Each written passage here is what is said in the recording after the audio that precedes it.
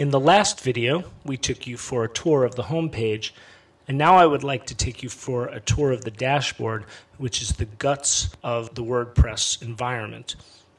This will be just a general overview, as I will go into detail on each of the items in future videos. The way that you get into the WordPress site is the address of your site /wp-admin. That will take you to the login screen.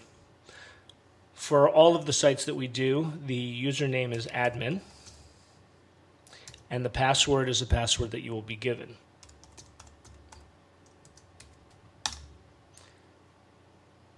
And that brings you to the dashboard.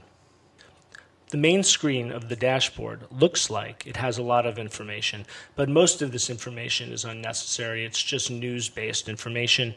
The only thing that's interesting is the Right Now area. That just shows you how many posts and pages and categories are in the system. So let's start with the dashboard here on the left side. The first item are posts. And as you should recall from the last video, posts are the items that go inside of pages. And what you see here are some generic posts. The posts also have categories. If you recall, the way that a post knows that it should go into a particular page is because they have the same category, and this is where you would set up the categories. The media area is the library of all of the images that you have uploaded. You can also manipulate images to a certain extent. Underneath, you have pages. And this is a listing of all of the pages that are in the system right now. Now let me make just a brief word on comments. For every post or page that you have in the system, there can be a space for people to make comments about that information. Deciding whether to have comments or not have comments is done through the appearance interface, which I will show you in a minute. But when someone does comment, usually those comments need to be approved. That's what you would see here.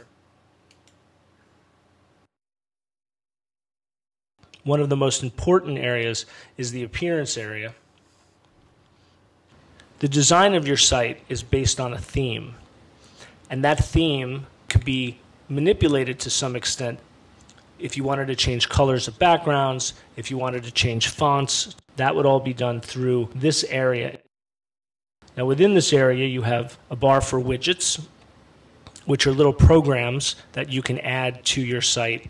An example of a widget might be a Twitter feed, so that all of your Twitter statements are not only on Twitter, but show on your site.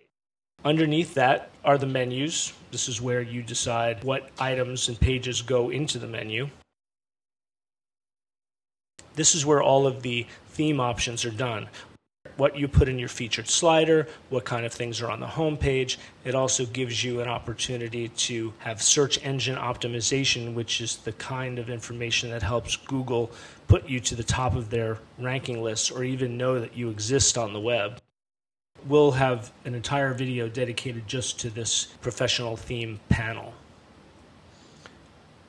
Underneath that we have plugins. They are also programs.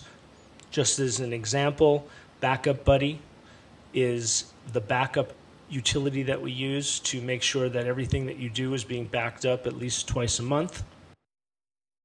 That is a plugin, and I will show you some other plugins that you might be interested in and show you how some of these plugins that are already here work. The user area gives you an opportunity to add other users, give other people access to your site. Right now you are accessing as an admin and you have full access to everything, but you can add other users. Tools we will not be getting into. It's not necessary for you to know, nor some of the advanced areas of settings. And underneath that is where the list of plugin properties will start. So in this case, one of the plugins that we have is Backup Buddy, and so if you wanted to decide what the backup should be called or where the backup would go to, those kind of things are done within the Backup Buddy properties. So that is an overview of the dashboard. That's it for now. See you next time.